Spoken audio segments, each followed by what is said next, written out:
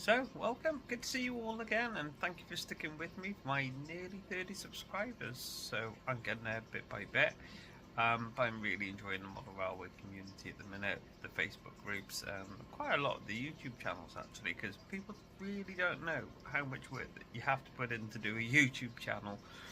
And like I always say, working in the hospital is not easy with two kids as well. So today's episode, I'm going to cover ballasting. I'm not going to go through the entire lot with you all, but I have been talking to quite a lot of people on Facebook lately, and that's about ballasting techniques. So predominantly most of us use this 50-50 mix, PVA of some description, putting the ballast in, tapping it, and all of that stuff. And I got nothing against it really, but then maybe I have. So this is the trick in this episode. I'm going to do it differently, and I always have done it differently. So I'm going to be using super glue. Quick, easy, effective. Your only problem is going to be if you need to rip it up. But hopefully you won't need to rip it up. And like I showed you, old Tatty Class 56, an old Apple one, never been used for about 20 years. It's working on this, then your models will work really well. And plus, probably going to be DCC anyway at the end of this, which will be another episode in itself. So it's just DC at the minute. So literally, what I'm going to do is put the gravel in, smooth it down with my finger, super glue it down, job done. Here goes. Now, you could pinch this in, or you could actually use a ballast spreader, but that's going to be at least 10 quid for anybody, and actually what's wrong with their fingers. So what I'm going to be using is this. It's Scenics extra fine dark grey ballast. It's really good. It's pretty much aimed at end gauge, but it just somehow looks better on double A from my point of view anyway. And maybe it'll make the sleepers pop a bit, but I suspect there'll be a bit more work with them as it comes along. Lighting on this is not showing the full effect, so I'm not going to pinch it, I'm not going to spread it as such with a spreader because I haven't got one. I'm not going to waste 10 quid on that because 10 quid for something else. So literally I'm just going to pour a bit on when it comes and sprinkle it across, because you've got to remember this is essentially a tamper siding depot, so it's never going to be neat, it's never going to be tidy. And all I'm doing is the top part because I don't want to do the bottom yet. Like I keep saying, I don't know whether or not I'm going to be adding in another point. But with that said, I'm going to take it right up to the edge because I know how the points are going to be controlled anyway. And like I said, somebody on eBay has kindly sent me an item for a manual point control, and it'll fit quite nicely for where I'm actually aiming. Do the same the side. Now what you'll see coming down is a dark patch. Now that's actually already been super glued, because when I was testing the electrics, which I must say to everybody, test your electrics before you actually ballast, because it's going to be a nightmare for you if it doesn't work. So what I know with super glue is that it kind of is quite heavy in itself, so there's not much play in it when it's in, so you're sometimes better off with a little bit more ballast, especially when this is this fine.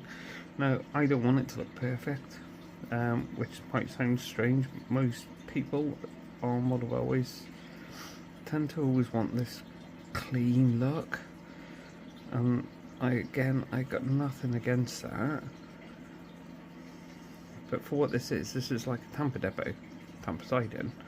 They're never clean, they're dirty, they're grotty. If anybody sort of studies them, that's kind of like where I'm at with that point from sort of tamper stuff. So literally sprinkle, sprinkle, sprinkle. If you want to be super neat, you would be, wouldn't you? It depends what you want from your model railway, and like I keep saying, it's your model railway. Don't let others essentially influence you what you do or do not need. There's plenty of channels out there, and no disrespect to them, but they've got the super duper models, and they're hundreds of pounds, and they're clearly sponsored and goodness knows what, and that's great. But you're starting off to the model, starting off to modelling, like me and Pete Walton when we're talking, you know, it's not a user-friendly hobby. Some of these trains are £300 a pop, and you know, the end of what I'm trying to do on my channel is actually trying to get people into this, not out of it. So I'm sort of showing what you can do on sort of minimalistic money, and no one's ever got any money these days, to actually what you can achieve, and that you can achieve realism. So my first thing is I'm spreading it, so probably not the best of angles, but you can see bit by bit it's just kind of doing its own thing. Now what I would say is that you will not have any play whatsoever with this when you super glue it. So I mean, at least with the PVA, it depends how you want to do this, doesn't it? But if you're using PVA, you still have like 24-48 hours for it to kind of set. Super glue, you haven't got that. You've got to be 100% sure that what you're doing is going to do it properly. It has to look right. It's not going to cause any shorts.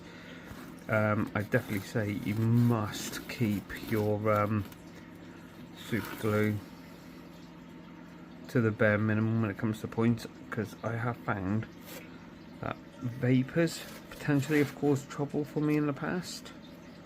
But with good cleaning, like I've got this good Pico rubber, two of them actually, I always find they're the best. So yeah, so literally scrape it away until you've literally got as minimal as you have there. Bring it across to here. We'll do the same at the top. Bring it across. Now the key thing here is, like any glue, it will bubble. So you're going to need to make sure that you've actually got no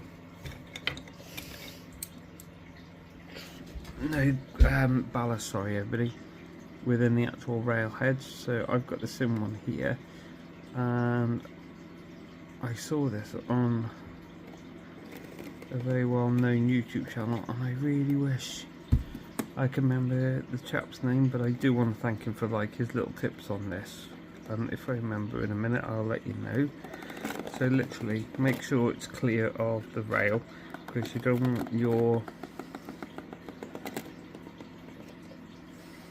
wheels to be catching on this. It's going to make life so problematic. So that's kind of where I'm at with that. And look, you can tap it, nothing against it, but what I found is, what people don't actually tell you when they do this is that they often exclude, it's dependent on the size of the ballast.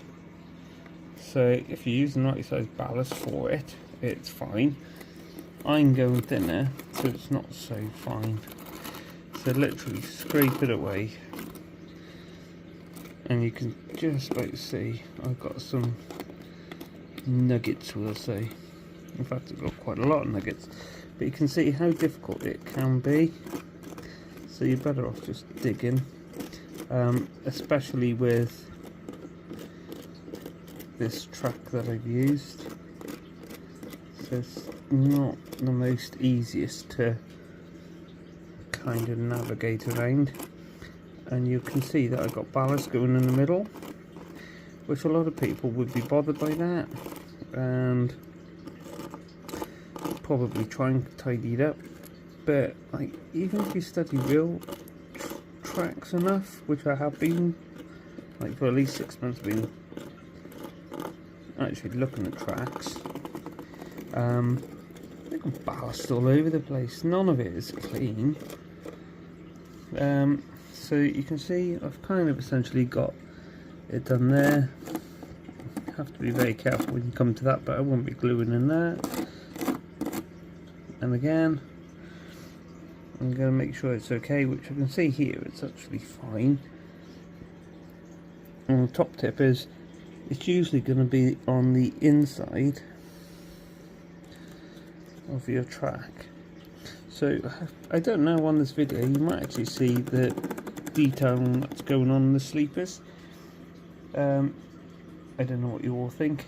It does look a little bit clearer in this video. In fact, actually, the ballast has probably made it look that little bit more real.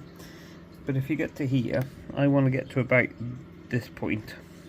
Get it? Point? Haha. But yeah, I'm going to have to make sure that's fully clear, because for anybody doing points, they're a nightmare, right? And super glue is not going to be forgiven, and it is quick. So with all the ballast down, you can see I've lined up my glue now. It's just cheap glue. What I do, I take the lids off, make sure everything's pierced, ready to go. So literally go boom, boom, boom, boom, boom, pretty much. So it's always a case of looking carefully, let the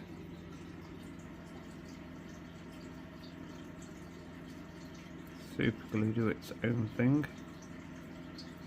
Most actually you have to squeeze. This is the first time where I've actually noticed that you don't really have to, but you can see just little and lots, isn't it?